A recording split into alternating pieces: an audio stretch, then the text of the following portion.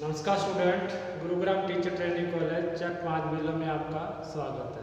हम बीएड द्वितीय वर्ष के अंदर समावेशी शिक्षा के निर्माण विषय का अध्ययन कर रहे हैं। इस विषय के अंदर हम अक्षमता और समावेशन टॉपिक के तहत अक्षमताओं के बारे में, डिसेबिलिटी के बारे में अध्ययन कर रहे हैं, जिसके अंदर हमने शारीरिक क्षमता, मानसिक क्षमता, दृष्टि दोष या दृष्टि की क्षमता, श्रवण अक्षमता और के बारे में अध्ययन कर लिया था। इसके बाद हम वाणी क्षमता का अध्ययन कर रहे हैं, जिसके अंदर वॉइस प्रॉब्लम होती है, वॉइस इम्पेयरमेंट होती है, जिसके अंदर बोलने में दिक्कत आती है। तो इसके अंदर भी हमने कुछ परिभाषाएं देखी थी और वॉइस वाणी दोष के अंदर हमने यह जानने का प्रयास किया कि बच्चा सही प्रकार से बोल नहीं पाता, अपने उच्चारण को सही नहीं कर पाता, वो अपनी बात को सही तरीके से समझा नहीं पाता। इसके कई कारण होते थे, कई कारण देखे थे कि उसके अंदर उच्चारण दोष होता है, वो हकलाता है, देर से बोलता है, जिस कारण से वो क्या है, उसकी जो मानसिक रूप से भी कुछ ऐसी विकृतियाँ आती है जिसके कारण वो बोल नहीं पाता। कुछ इसके अंदर होस्ट विकृति भी आती है जिसके कारण वो नहीं बोल पाता। तो इसके बारे में हमने आगे उनको दूर करने के लिए चिकित्सा परामर्श, शल्य चिकित्सा, फिर उसके लिए कई प्रकार के उपायों के बारे में, इसके बारे में देखा था, कारण देखे थे। लेकिन ऐसे बालकों को किस प्रकार की शैक्षिक सुविधाएं देनी चाहिए, किस प्रकार से वो बाल शिक्षा के अंदर विकास कर सकता है, इसके बारे में हम आगे वाणी दोष वाले बालकों की शैक्षिक सुविधाओं के बारे में अध्ययन करेंगे। तो वाक दोष बालकों को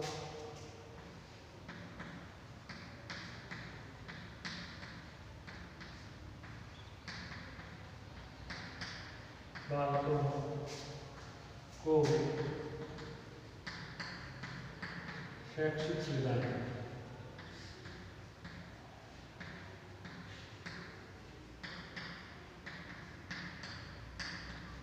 वाणी बाधिता है, इसका अर्थ है कि वो सही ढंग से बोल नहीं पा रहे हैं, उनके अंदर उसके कई कारण हो सकते हैं।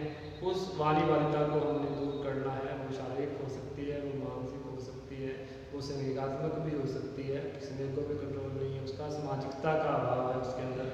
इस प्रकार से कोई कंट्रोल अनुशासन है तो जिसके कारण वो बोल नहीं पा रहा, जिसे हमने उसके लक्षण के अंदर देखा था। इसी के तहत हम इनकी कमियों को दूर करते हुए शैक्षिक सुविधाओं देंगे तो वो बालक वाणी दोष को दूर कर सकेगा। इसमें सबसे पहले है कि इसके अंदर हम बच्चों को क्या करना चाहिए, बालकों को बोलने का अभ्यास करवाया जाए। तो सबसे पहले है वाणी दोष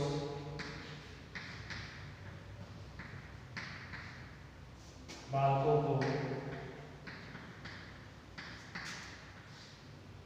बोलने का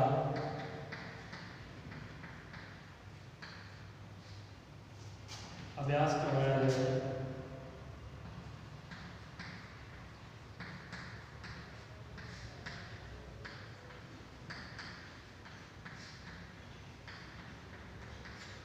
तो जब हम बालकों को बोलने का बार बार बोलने का अभ्यास करवाएंगे तो बच्चा उस शब्द को, जो शब्द पूरा नहीं बोल पा रहा है, तो धीरे धीरे वो बोलना शुरू कर देगा। जैसे हमने पूरा पढ़ा था कि कुछ शब्द होते हैं जो उनके अंदर से वो एक या दो शब्द बोल पाते हैं, अक्षर बोल पाते हैं, पूरा शब्द नहीं बोल पाते।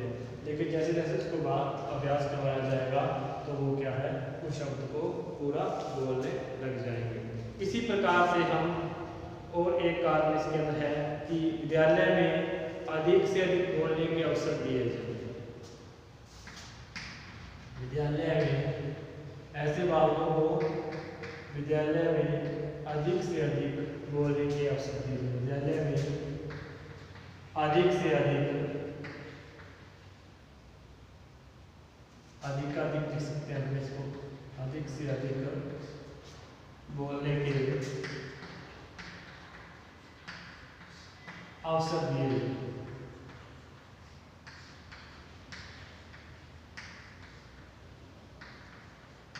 अवसर देने से क्या होगा कि कई बार बालक घबराहट होती है, लज्जा होती है, वो क्या है, शर्मीले से ग्रसित होता है, जिसके कारण वो अधिक कुछ नहीं बोल पाता। जिस प्रकार से वो बोलने के अवसर देंगे, जैसे जैसे वो बोलना शुरू करेगा तो उसकी जो घबराहट है वो दूर होनी शुरू हो जाएगी और वो जो शब्द नहीं बोल पा रहा है वो क्या है बिना घबराहट के सही तरीके से बोलना शुरू कर देगा। जिस प्रकार से मैंने देखा है कि कोई बालक स्टेज पे नहीं बोल पा रहा है, लेकिन वो यदि 1, 2, 3 बार स्टेज पे बोलता है, उसको अपने पुनर्बल देते हैं, प्रोत्साहित करते हैं, तो हो सकता है कि उसकी घबराहट दूर हो जाए और वो एक अच्छा वक्ता बन जाए, वो एक स्टेज को अच्छी तरह से हैंडल करने वाला भी बन सकता है। तो इस प्रकार से वो क्या है विद्यालय में अधिकाधिक बोलने के अवसर दिए जाएं, जिससे कि उसको अवसर देने के बाद में उसको मोटिवेट किया जाए, मनोबल दिया जाए कि आप ये काम कर सकते हो।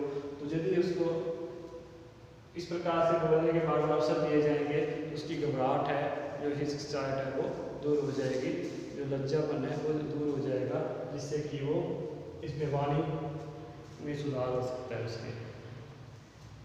दूसरा है शामपट का अधिकाधिक प्रयोग करें।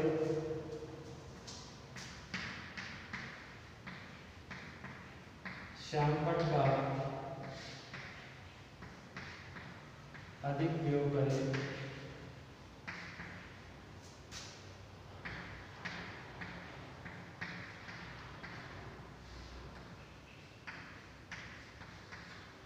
कई बार ऐसे बालक होते हैं जिनको सही तरीके से सुनता नहीं है, गलत शब्द सुन लेते हैं, उसी प्रकार का उच्चारण करते हैं। यदि हम अधिक से अधिक मुख्य शब्दों को कठिन शब्दों को शामपट में लिखेंगे तो वैसे पढ़ पाएगा, और वैसा पढ़ने के कारण ही वो वैसा बोल पाएगा। तो अधिक से अधिक शामपट का प्रयोग करने से भी वाणी सुधार हो सकता है, क्योंकि देखने की दृष्टि उसकी सही है, वाणी दोष उसमें श्रवण दोष हो सकता है कि वो सही शब्द नहीं सुन पा रहा है, सही शब्द नहीं सुनेगा तो सही नहीं बोलेगा। इसी कारण से शामपट में हम इसका प्रयोग करेंगे कठिन शब्दों के लिए, तो वो क्या है कठिन शब्दों को सही तरीके से बोलने का प्रयास करेगा। वाणी सुधार के लिए उपकरणों का प्रयोग करना चाहिए। वाणी सुधार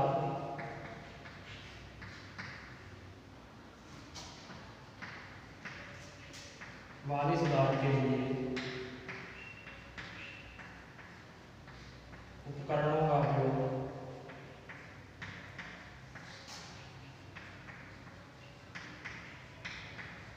इसमें रिकॉर्ड टेप रिकॉर्डर हो सकता है, और एक भाषा परीक्षण के लिए लिंग्वाफोन होता है। तो मेन रूप से जैसे लिंग्वाफोन होता है वो भाषा प्रशिक्षण के लिए ही लिया जाता है। लिंग्वा का जो लिंग्वा है वो लैंग्वेज से बना है, तो फोन का अर्थ है कि जिस प्रकार से फोन करते हैं, फोन होता है वो सदृश्य शब्द में। तो ये प्रश्न बहुत ही इंपॉर्टेंट है, जैसे क्योंकि इसमें स्पेशलिस्ट जो लिंग्वाफोन होता है इस पर आप टेप रिकॉर्ड करके लिख सकते हो।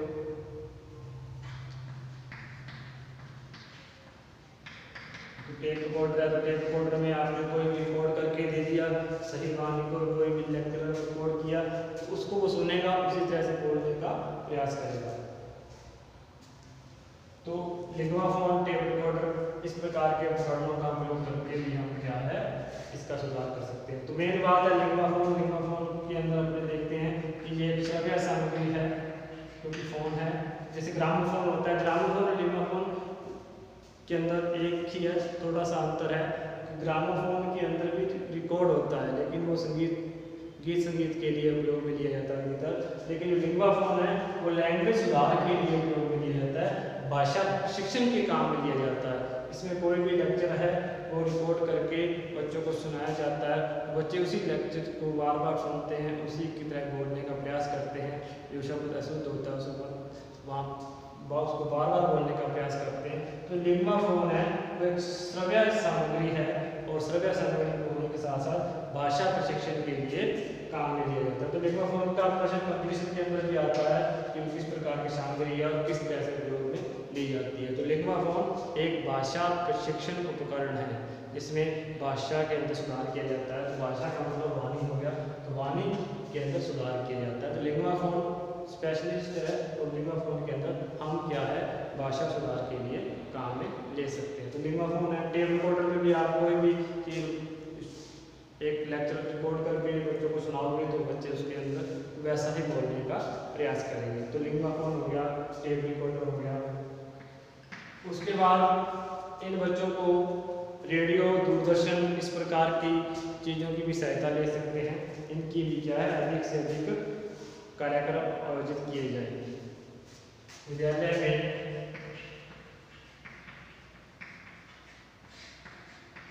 रेडियो,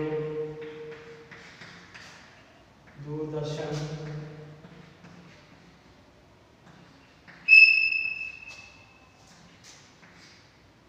के माध्यम से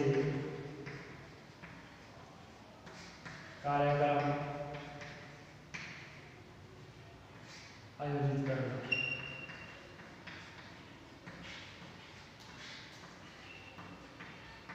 इससे क्या है, जब हम कोई ऐसा कार्यक्रम रेडियो या दूरदर्शन में सुनेंगे तो उसी का अभ्यास करेंगे और उसमें शब्दों का ज्ञान बढ़ेगा, उसके शुद्ध उच्चारण का ज्ञान बढ़ेगा, जिसके कारण वो सही वाणी को, सही शब्दों को सुन सकेंगे और उसका क्या है, पुनरावृत्ति कर सकेंगे, जिससे कि उसके कार्य उसके अंदर सुधार आएगा।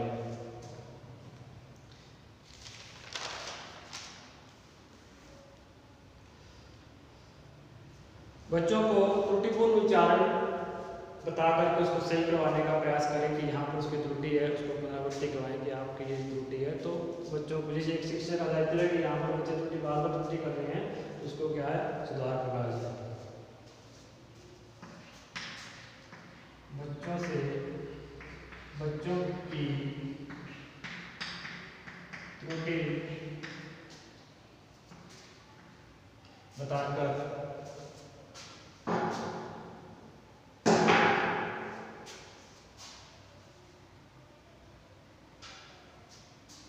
बच्चों की त्रुटि बताकर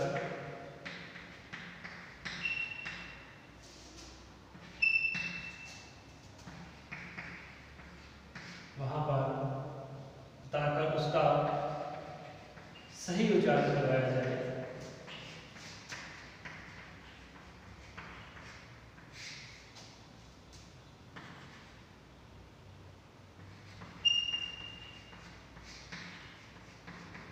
तो इस प्रकार से हम बच्चों की जो त्रुटि है, गलती है, उसको बता करके उसका सही उच्चारण करवाएं ताकि बच्चा उस गलती को सुधार सके। इसके बाद में हम यदि आंगिक दोष है उसको दूर करने का प्रयास करें। जैसे आप ओष्ठ गलती है, वो आप कहते हैं ओठों के अंदर भी गलती है, वो क्या है, दांतों के अंदर टेढ़ापन है, तो वो क्या है, एक चिकित्सक परामर्श के तहत सही हो सकता है, चिकित्सक इलाज से सही हो सकता है। तो आंगिक दोष को दूर करने के लिए स्वास्थ्य विशेषज्ञों से परामर्श लिया जाए। आंगिक दोष को दूर करने के लिए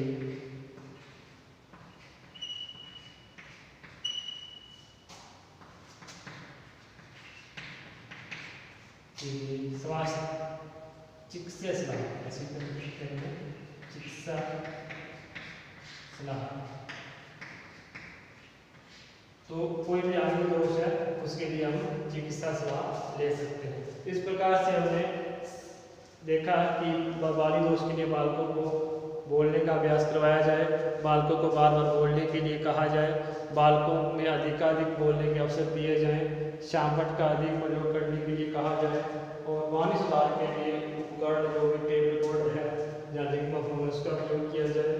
रेडियो और दूरदर्शन के माध्यम से बच्चों को वाणी सुधार किया जा सकता है। इस प्रकार के कार्यक्रम विद्यालय के अंदर आयोजित किए जाए। इसी प्रकार से हम भाषा परीक्षण के लिए डिक्टाफोन का हो गया, इसके कारण की त्रुटि के लिए हम उसके लिए उसको बता करके हम उसके सही इलाज, उसका उच्चारण सही करवा सकते हैं। इस प्रकार से हम मनोचिकित्सा है तो मनोचिकित्सा के लिए भी इसमें मनोवैज्ञानिक का सहारा, मनोवैज्ञानिक चिकित्सा का सहारा ले सकते हैं। इसका कारण से हमने ये सुरक्षित सुविधा देकर के हम बच्चों को क्या है, शैक्षिक सुविधा दे सकते हैं और शिक्षा के अंदर विकास कर सकते हैं। बार बार अभ्यास करवाना, जिसको हम स्पीच थेरेपी बोलते हैं, कि बार बार अभ्यास करवाया जाए जिससे कि वो सही हो जाए, जिससे उसकी वाणी दोष सही हो जाए। बोलने का अधिक से अधिक क्या है अवसर दिया जाए, जिससे कि वो अधिक से अधिक बोल करके अपनी वाणी के अंदर जो घबराहट है उसको दूर कर सके। शामपट का अधिक से अधिक प्रयोग करने का अर्थ है जब बच्चों को कम सुनाई देता है तो वो सही शब्द है वो सुन नहीं पाते हैं और नहीं सुन पाते हैं तो उसको शामपट में जो कठिन शब्द लिखे जाएंगे, जो कठिन शब्द हैं वो शामपट में लिखे जाएंगे तो उनको सही रूप से पढ़ेंगे और पढ़ने के साथ ही वो क्या है उसका सही प्रयोग करेंगे। वाणी सुधार के लिए उपकरणों का प्रयोग करना जैसे लिग्माफोन है, टेप रिकॉर्डर है।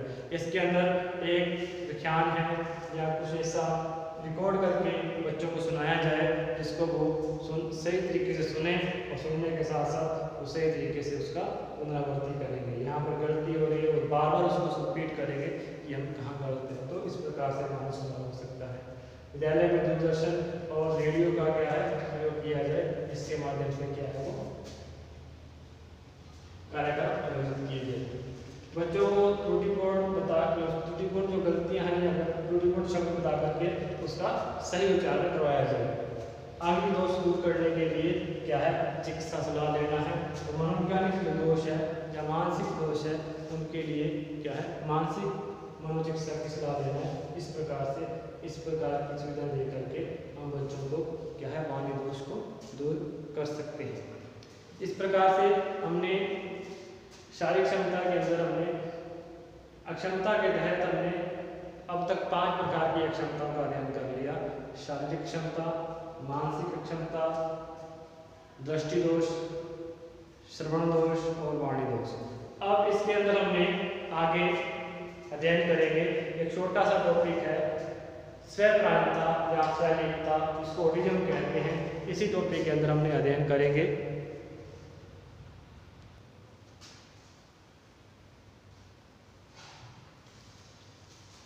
पांच अक्षमताओं का अध्ययन करने के बाद में एक अक्षमता और है बच्चों के अंदर, जबकि बच्चों के मानसिक और शारीरिक और शैक्षिक विकास को प्रभावित करती है, जिसको हम स्वप्राणता बोलते हैं, ऑटिज्म बोलते हैं। ऑटिज्म के अंदर बच्चा हो सकता है मानसिक रूप से स्वस्थ हो, शारीरिक रूप से स्वस्थ हो, लेकिन कुछ ऐसे कारण हैं जिसके कारण बच्चे के अंदर सामाजिक विकार पाया जाता है। तो एक प्रकार से ये सामाजिक विकास का विकार है, क्योंकि इसके अंदर बच्चे में सामाजिकता का विकास नहीं हो पाता, बच्चा आत्मकेंद्रित हो जाता है।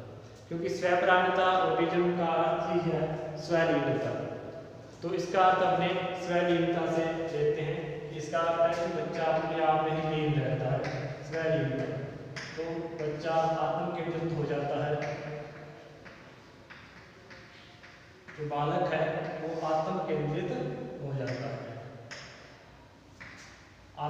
स्वलीनता है, आत्म केंद्रित हो जाता है, जिससे बच्चे को सामाजिकता का अभाव पाया जाता है, जिसके कारण बच्चा क्या है अपना शैक्षिक विकास भी नहीं कर पाता, सामाजिक विकास भी नहीं कर पाता। और इसके कारण है, इसके कारण इसको आत्म विमोह भी कह देते हैं कि अपने आप से मोह करना, आत्म विमोह, इसको हम आत्म विमोह भी कहते हैं। जिस प्रकार के नाम है स्वप्राणता, इंग्लिश में इसको ऑटिज्म कहते हैं, स्वलीनता आत्म केंद्रित होना, यानी कि अपने आप में केंद्रित हो जाता है बच्चा और आत्म विमोह हो जाता है। इस प्रकार से बालक क्या है, इसके अंदर बालक का व्यवहार सीमित हो जाता है। वो बालक समाज के अंदर अपनी प्रतिक्रिया नहीं दे पाता, अपने ही अंदर क्या है करता रहता है और अपने ही शब्दों के अंदर वो अपने जो चीज़ें हैं उनसे ही सीमित रह जाता है। इस कारण से बच्चा क्या है, यदि उसको बुलाएंगे तो वो उसी नहीं बोलेगा, जिसको उसको समाज में क्या हो रहा है उसका कोई पता नहीं है। उस प्रकार से यदि उसको नमस्ते करेंगे तो हो सकता है उस नमस्ते का जवाब भी ना दे, कौन आया है कौन जा रहा है घर पे उसका भी उसको पता नहीं है। इस प्रकार से वो थोड़ा सा आत्मकेंद्रित होने के कारण इसके अंदर वो अपनी अतिशयोक्ति जो भाषा है, जो अपने सूक्ष्म भाषाएं हैं, जो सरल कठिन शब्दों के माध्यम वो उसको अर्थ नहीं पता चलेंगे, वो सरल भाषा को समझ सकता है, लेकिन अतिशयोक्तिपूर्ण जो भाषा है उसको नहीं समझ सकता। इस प्रकार से अजीबोगरीब बातें करेगा वो, और इसी के साथ ही वो क्या है इसमें उदासीन रहने वाले का, उदासीन रहने के साथ साथ उसके अंदर अकेलापन है, अकेले ही खेलेगा वो, उस बच्चों के साथ नहीं खेलेगा। इस प्रकार से वो रूढ़िवादी व्यवहार करेगा। इस प्रकार की बातें इसके अंदर आएगी। हाँ, तो स्वप्राणता में हमने देखा कि बच्चा शारीरिकता से ग्रसित होता है, आत्मकेंद्रित होता है, आत्मविमूढ़ होता है उसके अंदर, तो बच्चा अपने आप में ही खोया रहता है और बच्चे को ज़्यादा सामाजिकता का ज्ञान नहीं होता। इसके अपने यदि लक्षण देखने चाहें तो बच्चा क्या है, इसके लक्षण 2 या 3 वर्ष हो जाता है। तो स्वप्रांतता के लक्षण, स्वप्रांतता के लक्षण देखें तो सबसे पहले अपने देखते हैं कि बच्चा क्या है, ज़्यादा अंत्य क्रिया नहीं कर पाता, बच्चा कम बोलता है, कम बोलना,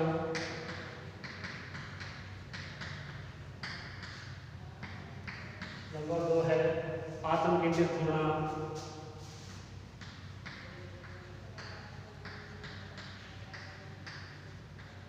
बच्चा आत्मकेंद्रित है, बच्चा अजीबोगरीब व्यवहार करेगा, बच्चा असामान्य व्यवहार करेगा,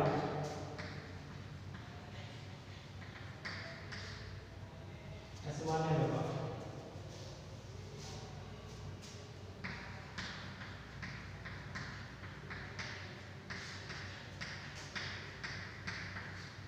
असामान्य व्यवहार करेगा। और इसके साथ ही बच्चा क्या है, कठिन भाषा को नहीं समझ पाता, कठिन भाषा को नहीं समझ पाता। और नंबर 5 के अंदर देख सकते हैं कि बच्चा उदासीन रहता है, बच्चा क्या है, अकेले खेलना पसंद करता है, बच्चा क्या है, उदासीन रहता है, उसको समाज के अंदर ज़्यादा एक्टिव नहीं होता, उदासीन रहेगा। जब समाज के अंदर आसपास कुछ भी हो रहा है तो वो ज़्यादा उसके अंदर प्रतिक्रिया नहीं करेगा। तो अकेला उसके अंदर बच्चों के साथ नहीं खेलता ज़्यादा, तो क्या है, अकेले रहना, अकेले खेलता है, अकेले खेलना पसंद होता है उसको। इसी के साथ ही रूढ़िवादी परंपराओं के अंदर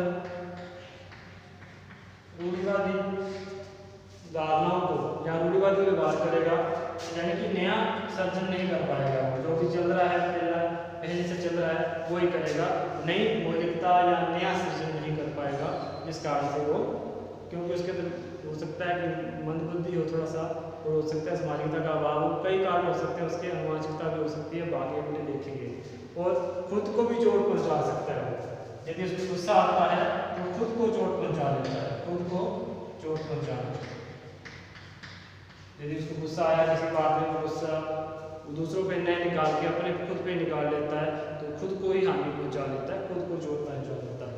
इस प्रकार से वो एक ही चीज को, एक ही काम को बार बार दोहराएगा, जैसे एक काम कर दिया उसको बार बार दोहराना, कार्य को बार बार दोहराना,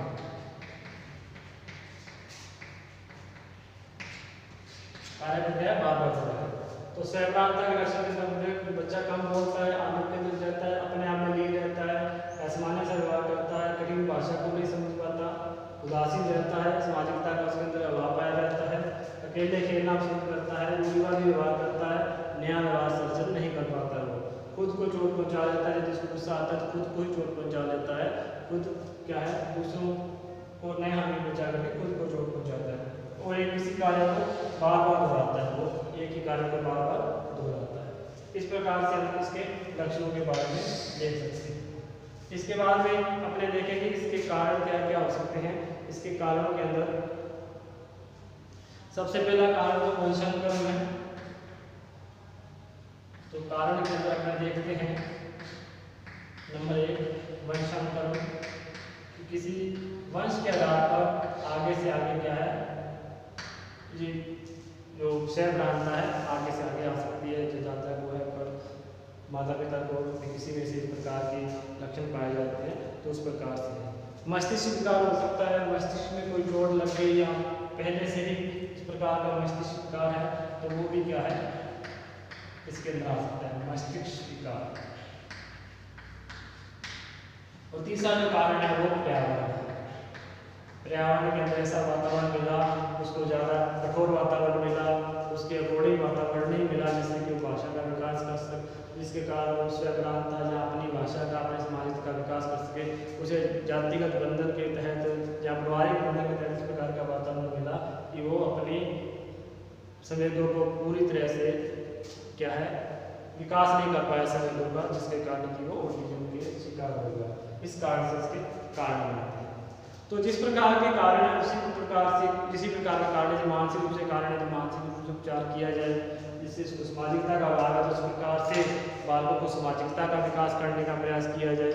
और यदि उसके अंदर इस पर्यावरण के कारण ही उसमें जो कठोर अनुशासन है तो बच्चे को उस प्रकार का वातावरण दिया जाए जिससे कि बच्चा अपने आप के अंदर वो खेल सके, बच्चों पर उनको बच्चों के साथ खिलाने का प्रयास किया जाए। इस प्रकार की सुविधाओं के आधार पर हम क्या है उसका इस कुछ हद तक ऑटिज्म को दूर कर सकते हैं। तो क्योंकि एक विकार है दूर पूर्ण रूप से दूर नहीं हो पाएगा, लेकिन इसके लिए हम प्रयास कर सकते हैं।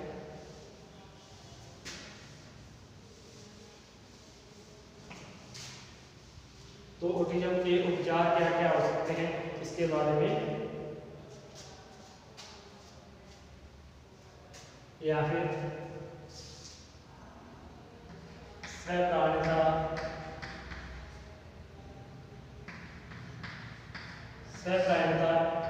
का उपचार। तो यदि मानसिक रूप से संबंधित है तो हमें कह सकते हैं कि मनोरोग विशेषज्ञ जैसे परामर्श लेना, मनोरोग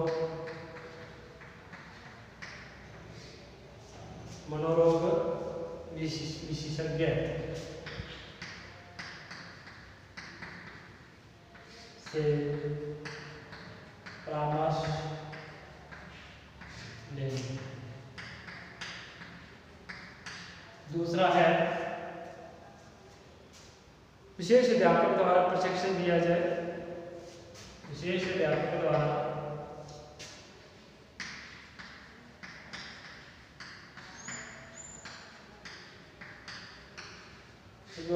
आत्म केंद्रित उस प्रकार का प्रशिक्षण दिया जाए जिससे कि बच्चा उस आत्म केंद्रित से बाहर होकर के उस सामाजिकता को सीख सके।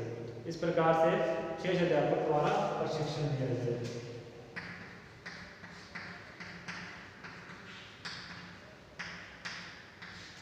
और नंबर 3 है इसके अंदर मानसिक मंदता तो मनोरोग के अंदर आई जाएगी। मनोरोग के अंदर जो मानसिक मंदता है उसको दूर करने का प्रयास किया जाए। तो अब जो सामाजिकता का जब विकार है तो उसके लिए हम सामाजिक और सांस्कृतिक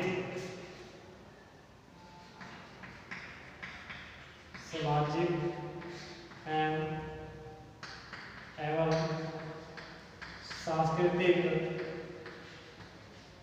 गतिविधियों में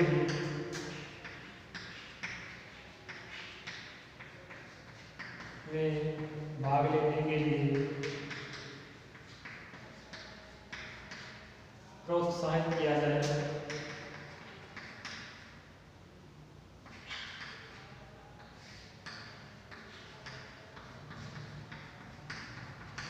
प्रोत्साहित किया जाए सामाजिक और सांस्कृतिक में भाग लेने के लिए प्रोत्साहित किया जाए जिससे कि उसका जो आत्म केंद्रितपन है वो थोड़ा सा दूर हो सके और वो ऑटिज्म से बाहर आ सके। बालक का आत्मविश्वास बढ़ाएं, बालक का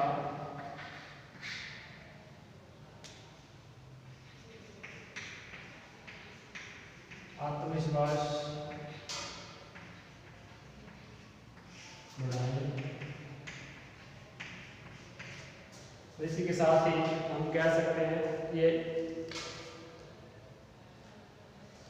इसमें कुछ ऐसी योग्यता है उनको पहचाना जाए जिसके कारण वो विशेष हो सकता है।